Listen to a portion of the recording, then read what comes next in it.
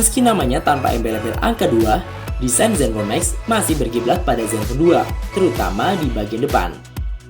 Namun kalau ngeliat ke belakang, Zenfone Max kelihatan beda ya dengan saudara Zenfone 2 lainnya. Ya, tombol volumenya kini ada di samping. Perawakan bodinya emang bongsor, tapi Asus bercantik desain Zenfone Max lewat penggunaan material yang mirip kulit di cover belakang. Nggak cuma itu aja, sekeliling bodi ini juga dihiasi dengan bingkai berefek metal yang sukses bikin Zenfone Max kelihatan premium. Back covernya bisa dibuka untuk masukin SIM card dan micro SD. Namun baterainya nggak bisa dilepas ya. Ukuran baterai yang jumbo ini berimbas pada dimensi bodinya yang jadi lumayan tebal, yaitu 1 cm, dan bobotnya juga lumayan berat, mencapai 202 gram. Konsekuensinya, nyimpan HP ini di saku celana jadi terasa agak mengganjal. Saya sendiri masih cukup nyaman ngantongin Zenfone Max, asal pakai celana yang nggak terlalu ketat ya. Hadirnya LED notifikasi bikin kamu nggak ketinggalan info saat ada chat dari gebetan. Namun ketiga tombol kapasitifnya nggak dilengkapi dengan backlight yang menyala, sehingga lumayan ngerepotin kalau pakai Zenfone Max sambil gelap-gelapan. Zenfone Max dibekali layar 5,5 inci yang nyaman banget buat nonton film. Dengan layar sebesar ini, resolusinya cuma 720p, dengan kerapatan pixel 267 ppi. Tapi kalau ngelihat harganya yang di bawah 3 juta, wajar lah ya. Saat mengeksplor menu di Zenfone Max, kinerja layar yang mendukung 10 titik sentuhan ini terasa cukup snappy. Mau dari sudut pandang manapun, tampilan layar berjenis IPS masih cukup jelas dilihat. Untuk penggunaan di luar ruangan, terutama di bawah terik sinar matahari, visibilitasnya tetap oke. Dan yang gak kalah keren, layar ini udah dilindungi lapisan kaca super kuat Corning Gorilla Glass 4 yang membuatnya aman dari goresan dan benturan. Kecuali goresan hati mantan. Herannya pasti ada beberapa dari kalian yang masih mau pasang anti gores di layar HP ini. Mungkin supaya nggak gampang retak saat jatuh ke aspal atau lantai ya. Bener nggak sih? Sebagai varian terbaru, Zenfone Max dibekali user interface Zen UI versi 2.0 berbasis Android Lollipop yang menawarkan banyak fitur dan kustomisasi. Mulai dari tema, jenis dan ukuran font yang dapat diganti, fitur motion dan gesture. Easy Mode membuat tampilan Zen UI jadi sangat sederhana dan pas banget buat pengguna lanjut usia. Sementara Kids Mode sangat bermanfaat untuk membatasi penggunaan smartphone oleh anak-anak. Gadgeters bisa mengatur aplikasi apa aja yang bisa digunakan, serta mengatur berapa lama smartphone akan terkunci secara otomatis. Mode screenshotnya kini juga lebih mudah, gak perlu tekan kombinasi tombol yang ribet. Cukup tekan tahan recent apps dan tampilan layar akan terekam dengan cepat. Simpel banget kan? Bloatware yang berlebihan dan kebanyakan gak terlalu berguna masih jadi momok menakutkan di Zen UI ini. Penyimpanan yang bisa digunakan hanya sekitar 10 GB dari total 16 GB. Untungnya sih tersedia opsi buat install aplikasi dan game di microSD sehingga penyimpanan internal gak terlalu terbebani. Gak ada yang spesial saat melirik dapur pacu smartphone ini. Ya, Zenfone Max diotaki chipset entry level quad-core Snapdragon 410, seperti yang dipakai di Zenfone Laser. Gak ada masalah serius untuk performa chipset Snapdragon 410, memainkan beberapa game masih cukup lancar. Namun untuk game-game SD dengan action yang cukup banyak, bukan tidak mungkin gadgeters akan menemui pergerakan objek yang patah-patah, meski nggak begitu parah. RAM 2GB cukup lapang untuk buka banyak aplikasi, dengan free RAM berkisar antara 800MB sampai 1GB.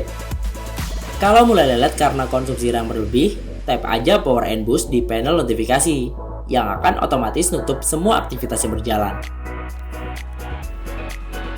Urungkan niat kamu untuk memainkan game VR dan video 360 derajat di smartphone ini.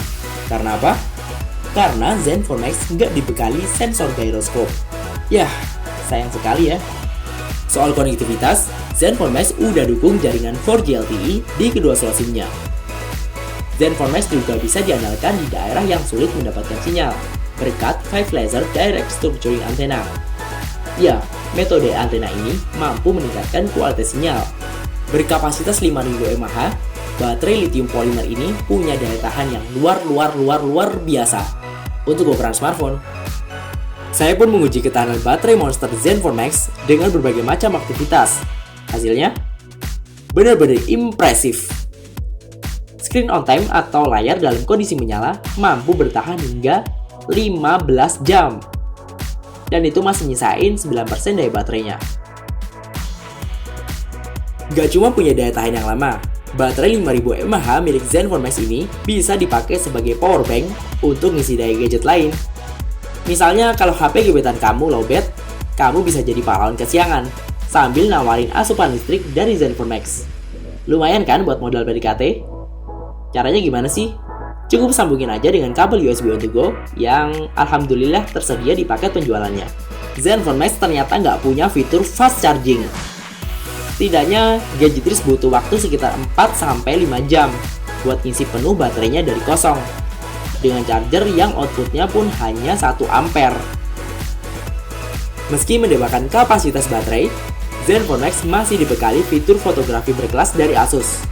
Termasuk teknologi laser autofocusnya yang diklaim punya kecepatan autofocus hingga 0,03 detik. Ada 18 mode yang bisa dipilih sesuai kebutuhan di kamera belakang yang beresolusi 13 megapiksel ini. Mulai dari auto, HDR, super resolution, sampai mode manual. Di mode manual ini, saya lebih bisa mengeksplor shutter speed, ISO, white balance, sampai exposure demi mendapatkan hasil foto yang maksimal.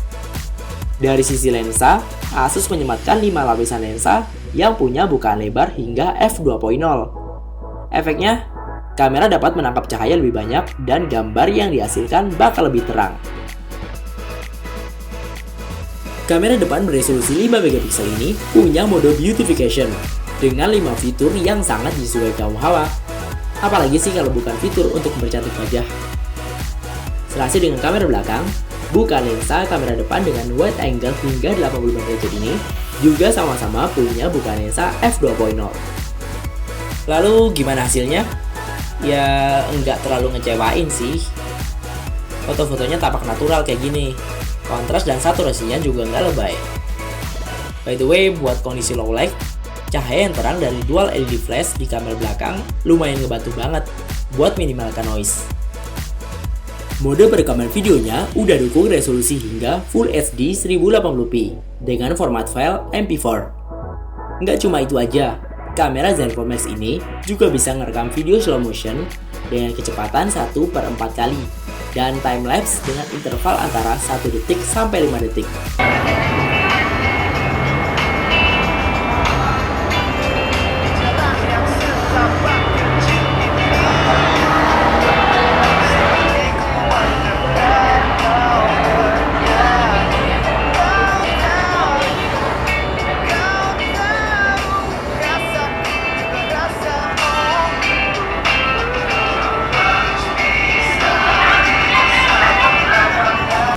Jadi kesimpulannya, Zenfone Max cocok banget buat mereka yang dulunya adalah fakir colokan, atau mereka yang nggak punya banyak waktu untuk sering-sering isi baterai, kayak pekerja lapangan atau travel blogger misalnya.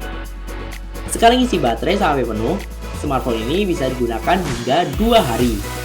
Kalau nggak sering digunakan untuk aktivitas yang berat ya, seperti main game dan streaming video. Namun karena di otak chipset entry level, rasanya Zenfone Max ini kurang cocok banget dipakai buat gamer mobile yang begitu mendewakan skor benchmark dan grafis game yang berat. Thanks for watching dan mohon maaf kalau ada salah-salah kata. Oke, saya Arya dari Gadget Gaul undur diri. Sampai ketemu di video review selanjutnya. Bye!